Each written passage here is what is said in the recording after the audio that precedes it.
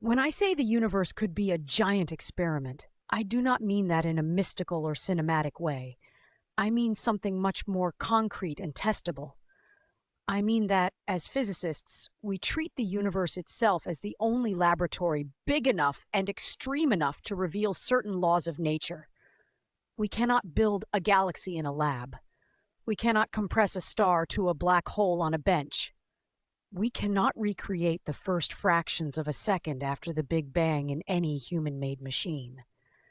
So we use the universe as it is, and we ask, if this is our experiment, what are the variables, what are the measurements, and what are the rules that seem to govern the outcome? The most important readouts of this cosmic experiment are gravity, space-time, dark matter, dark energy, and the way the universe expands and structures itself over time. When I talk about gravity here, I'm not talking about the old Newtonian idea of a force pulling on masses across empty space. I am talking about Einstein's general relativity. In that theory, space-time itself is a four-dimensional fabric. Mass and energy curve that fabric. Objects move along the straightest possible paths in that curved geometry. What we feel as gravity is not a pull through space. It is motion in curved space-time. We know this not because it sounds elegant, but because it matches observation. Light from distant stars bends when it passes near the sun. We measured that during solar eclipses. Clocks tick at different rates in different gravitational fields. We test that with satellites and atomic clocks. The orbit of Mercury precesses in a way that Newton's theory could not explain, but general relativity predicts exactly. Gravitational waves, tiny ripples in space-time, have been detected from merging black holes and neutron stars, again matching Einstein's equations. So as far as we can tell, on scales from meters to billions of light years, gravity is geometry. Once you accept that, the next step is to ask how this curved space-time behaves when you look at the universe as a whole. On very large scales, the universe is surprisingly uniform. Galaxies are clumped into filaments and clusters, but if you average over hundreds of millions of light years, the universe looks roughly the same in every direction and at every location. That observation is encoded in what we call the cosmological principle. It is not a law of nature. It is an empirical pattern. No special directions, no special places. If space-time is homogeneous and isotropic on large scales, then Einstein's equations simplify to a set of equations called the Friedmann equations. These equations tell us how the scale factor of the universe, basically the size of space between distant galaxies, changes with time. When we plug in the observed density of matter, radiation, and something else we will get to shortly, we can predict how fast the universe should expand, how that expansion should change, and what the past and future of the universe should look like. We measure the expansion directly through the redshift of light from distant galaxies. When a galaxy is far away, its light is stretched as space expands while the light travels. The wavelength gets longer, shifted toward the red. The greater the distance, the greater the redshift. In the 1920s, Edwin Hubble and others measured this effect and found a relationship between distance and recession velocity. The farther away a galaxy is, the faster it appears to recede. That is not because galaxies are flying through space away from some central explosion. It is because space itself is expanding. Every distant galaxy rides that expansion. That discovery was the first big result of our cosmic experiment. The universe is not static, it evolves. If it is expanding now, it must have been smaller and denser in the past. If we run the equations backward, we reach a state of extremely high density and temperature. That is what we call the hot Big Bang. Not an explosion in pre-existing space, but an early phase when the entire observable universe was compressed into a much smaller region with extreme conditions. We test this picture in several ways. One of the strongest tests is the cosmic microwave background, or CMB. This is a bath of microwave radiation that fills all of space. It comes from a time about 380,000 years after the Big Bang, when the universe cooled enough for electrons and protons to combine into neutral atoms. Before that, photons scattered off free electrons and could not travel freely. After recombination, the universe became transparent, and those photons have been traveling ever since, stretched into microwaves by the expansion of space. We have mapped this radiation in exquisite detail with satellites like COBE-MAP and Planck. It is almost perfectly uniform, with tiny temperature variations of about 1 part in 100,000. Those tiny fluctuations are the seeds of all later structure: galaxies, clusters, filaments. The pattern of these fluctuations is not random. It encodes the contents and geometry of the universe. When we fit the data, we find that normal matter, the kind that makes up atoms, stars, planets, and us, is only about 5% of the total energy budget of the universe. About 27% is something that behaves like matter gravitationally, but does not interact with light in any obvious way. That is what we call dark matter. The remaining 68% is something even stranger. It does not clump like matter. It seems to be spread smoothly through space, and it has a negative pressure that causes the expansion of the universe to accelerate. That is what we call dark energy. So our cosmic experiment has given us a surprising result. Most of the universe is invisible and unknown in nature, yet its gravitational effects are clear. Dark matter reveals itself in several independent ways. Galaxies rotate too fast in their outer regions to be held together by the gravity of visible stars and gas alone. The rotation curves flatten out instead of dropping. Galaxy clusters contain hot gas that would escape if only visible matter were present. Gravitational lensing, the bending of light by mass, shows that there is more mass in clusters and along cosmic filaments than we can see. The large-scale distribution of galaxies, their clustering on different scales, also points to a dominant dark matter component that does not feel pressure from radiation and can start clumping early in cosmic history. We have many candidate particles for dark matter, like WIMPs, weakly interacting massive particles, axions, or more exotic possibilities. We have built detectors deep underground, in space, and at colliders to look for them. So far, we have not detected any dark matter particle directly. That is a major open question. But the gravitational evidence is strong enough that if dark matter is not a new type of particle, then we would have to modify gravity itself on large scales in a very specific way.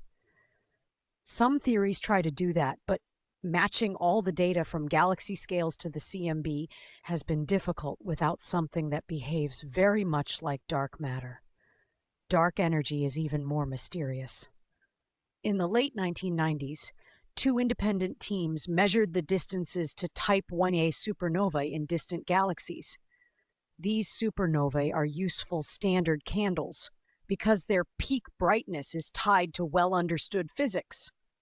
By comparing their apparent brightness with their redshift, we can reconstruct how the expansion rate of the universe has changed over time.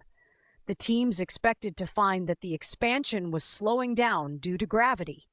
Instead, they found that distant supernovae were dimmer than expected. That meant they were farther away than a decelerating universe would allow. The expansion was speeding up. Within general relativity, the simplest way to model this is to add a cosmological constant to Einstein's equations. This constant acts like a uniform energy density filling space. It does not dilute as the universe expands. It has a negative pressure, which in the equations of cosmology leads to accelerated expansion. This cosmological constant is mathematically the same thing as vacuum energy, the energy of empty space. Quantum field theory predicts that empty space is not truly empty. It is filled with virtual particles and fields fluctuating. But when we try to calculate the vacuum energy from quantum theory, we get a value that is many orders of magnitude larger than what we infer from cosmology. The observed dark energy density is tiny but non-zero.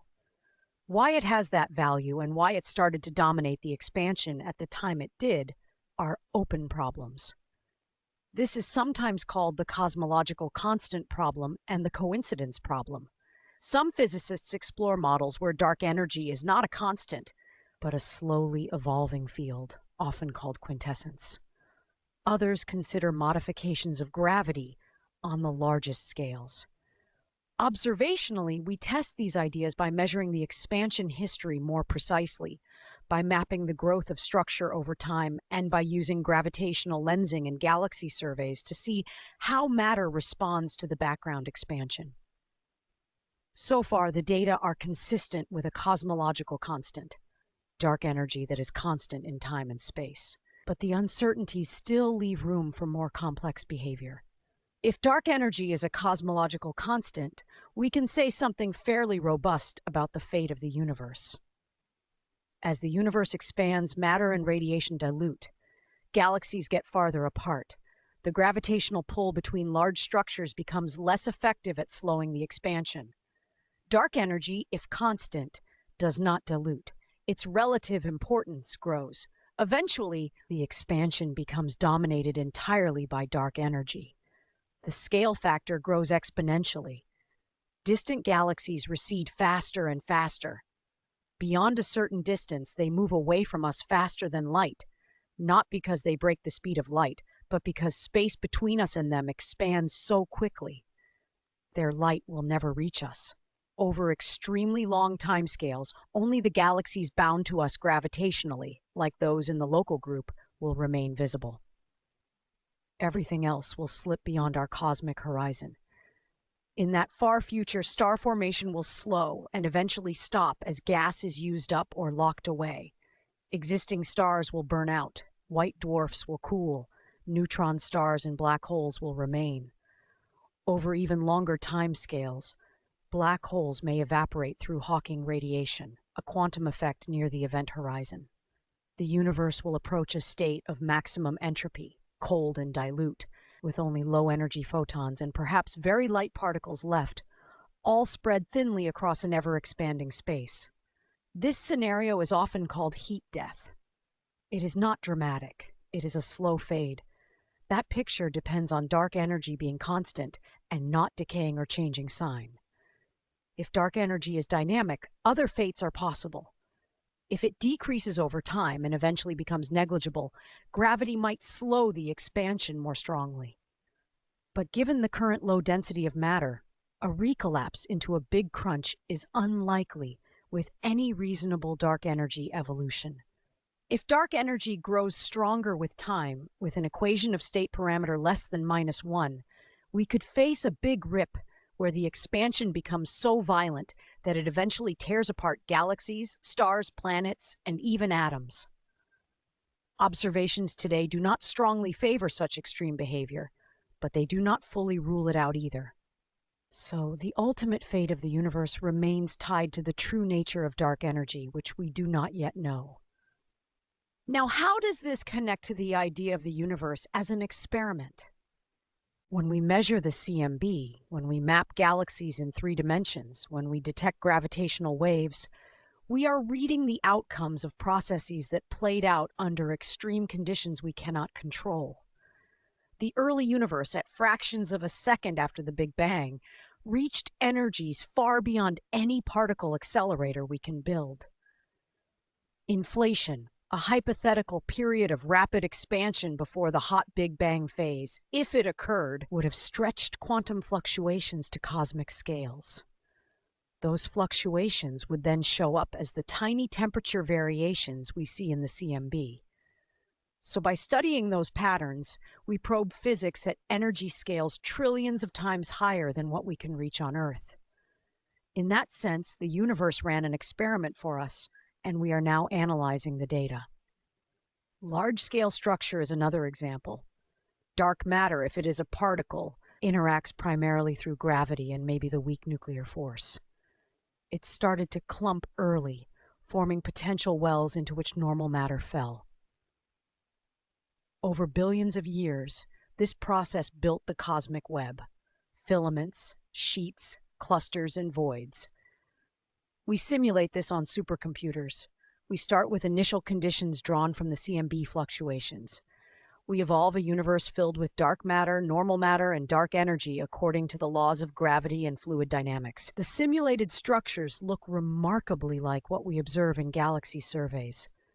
That agreement is a strong test of our model. It tells us we are capturing the main ingredients correctly.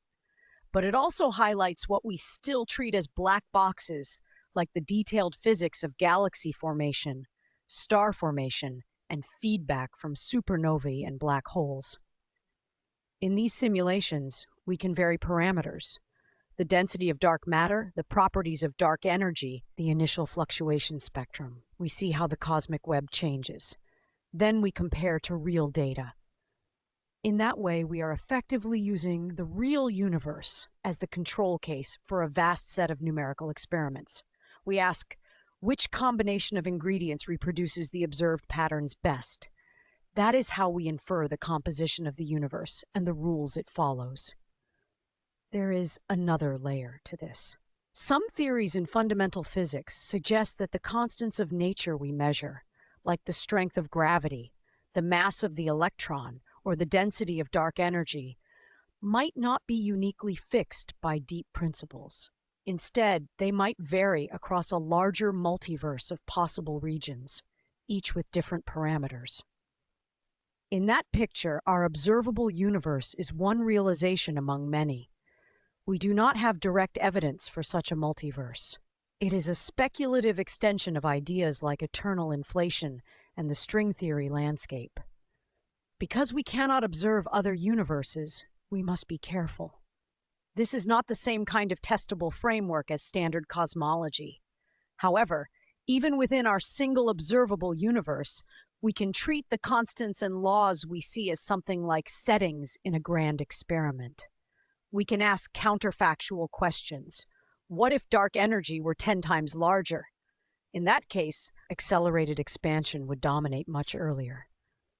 Matter would not have enough time to clump into galaxies. Stars and planets might not form. What if dark matter did not exist? Then the pattern of CMB fluctuations and the growth of structure would look very different. The universe would be smoother today, with fewer galaxies and clusters. By running these what-if scenarios in our models, we learn how sensitive cosmic evolution is to the underlying parameters.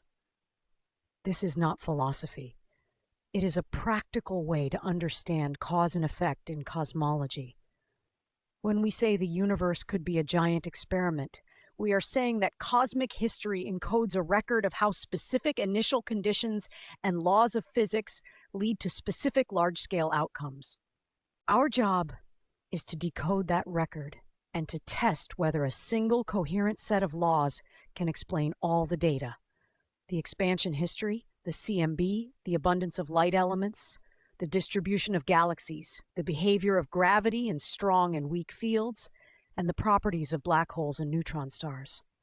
Let me give a concrete example of how we connect different observations.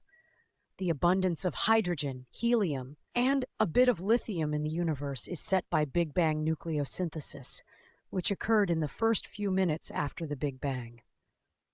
The predicted ratios depend on the density of normal matter and on the expansion rate at that time. We can measure those abundances in old gas clouds and stars. The results agree with the matter density inferred from the CMB.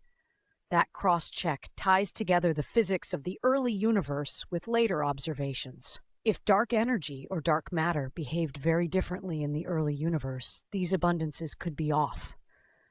So we already know that dark energy, if it exists, was subdominant back then, and that dark matter was present and behaving like a cold, non-relativistic component. Another example is gravitational lensing. When light from a distant galaxy passes near a massive object, like a galaxy cluster, its path bends. The amount and pattern of bending tell us how mass is distributed, including dark matter. By mapping lensing across the sky, we can reconstruct the growth of structure over time. That growth depends on the balance between gravity pulling matter together and dark energy pushing space to expand faster. If dark energy changes with time, or if gravity is modified on large scales, the growth history will deviate from the predictions of general relativity with a cosmological constant. Upcoming surveys using telescopes like the Vera C. Rubin Observatory and space missions like Euclid and the Nancy Grace Roman Space Telescope aim to measure this growth with high precision.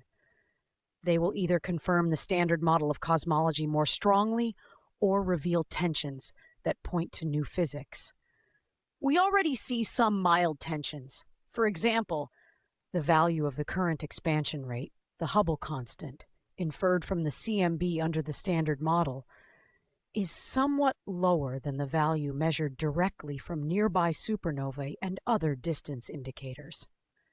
This Hubble tension might be due to unknown systematics in the data, or it might hint at new physics in the early universe that changes the inferred parameters. People have proposed models with early dark energy, extra relativistic species, or other modifications. None of these are confirmed, but they show how precise cosmological measurements can probe subtle effects in fundamental physics. Another tension concerns the amplitude of matter clustering on intermediate scales, often parameterized by a quantity called sigma 8. Some weak lensing surveys find slightly lower clustering than what the CMB-based model predicts. Again, this could be a systematic issue, or it could be a sign that something about dark matter, dark energy, or gravity is not exactly as we assume. In that sense, the universe is still surprising us. The experiment is not finished. We are still refining our measurements and our models. All of this brings us back to gravity itself. General relativity has passed every test we have thrown at it so far, from the precession of Mercury to the timing of binary pulsars to the direct detection of gravitational waves. But we know that general relativity is a classical theory. It does not include quantum effects in a complete way.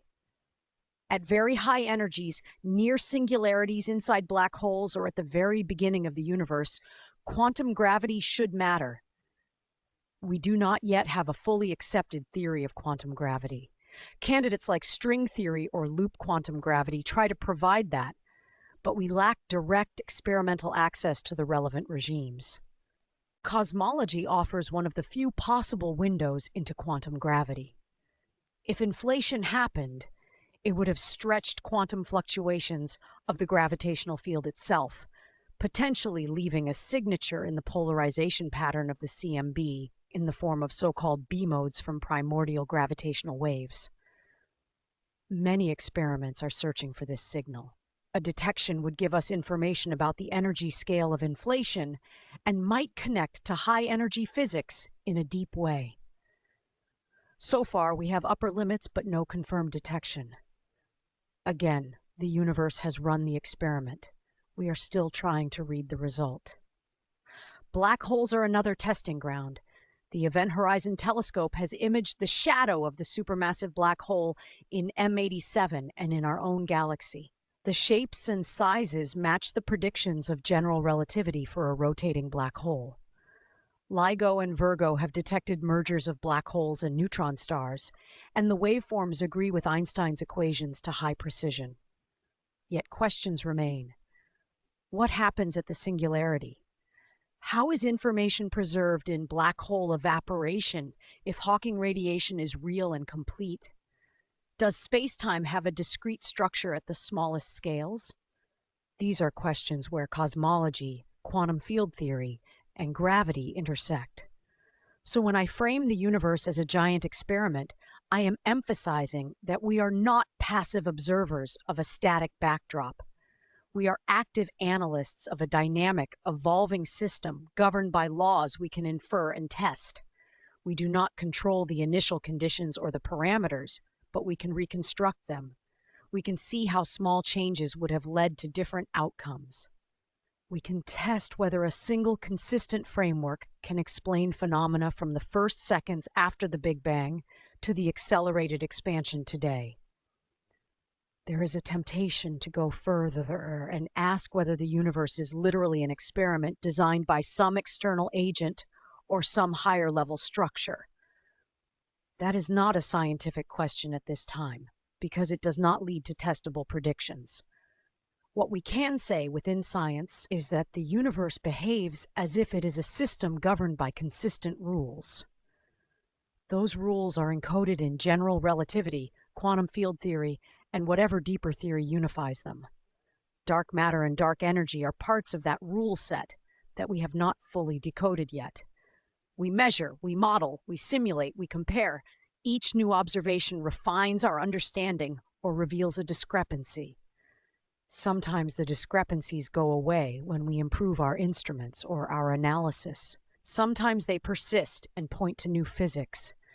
That is how science progresses, especially in cosmology, where we cannot rerun the universe, but we can read it more and more carefully.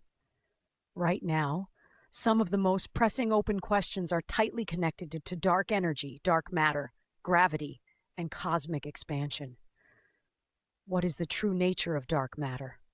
Is it a particle we can detect in the lab, or is it a sign that our theory of gravity breaks down on certain scales?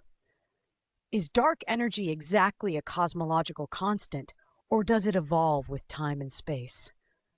Are the current tensions in cosmological parameters hints of new physics, or just artifacts of our measurements?